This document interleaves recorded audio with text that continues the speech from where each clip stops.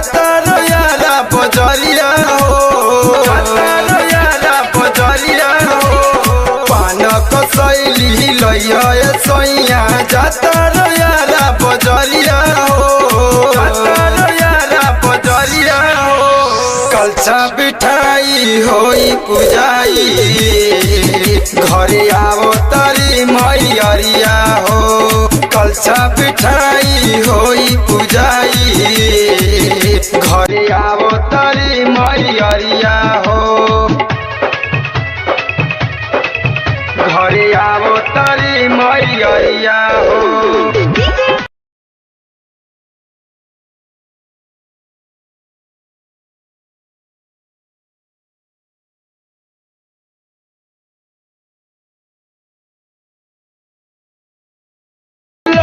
में लागल बाटे कोहिए से लालसा करम पुजाई माई के बिठाई के कलसा, बिठाई के कलसा।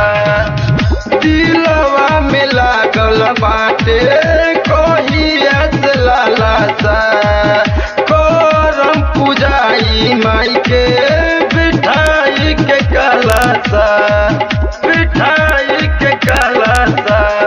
पाँचे नरियलवा पाँचे कसैली पाँचे गोलैया चुनरिया हो, पाँचे गोलैया चुनरिया हो। कलछा बिठाई होई पुजाई घरे आवो तारी मैयरिया हो।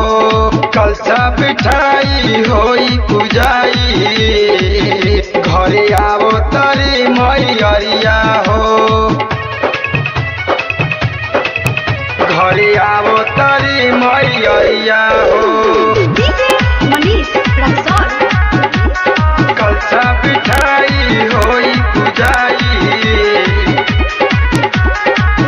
घरे आवो तारी मैयरिया हो।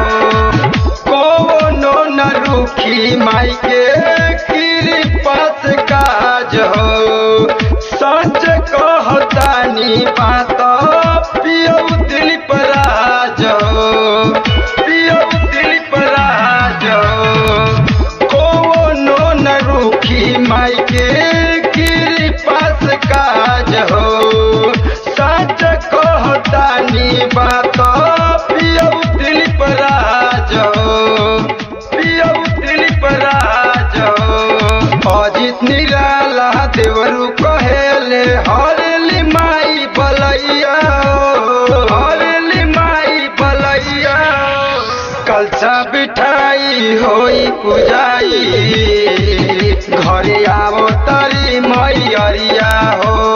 कलछा बिठाई होई पुजाई घरे आवो तारी मैयरिया हो।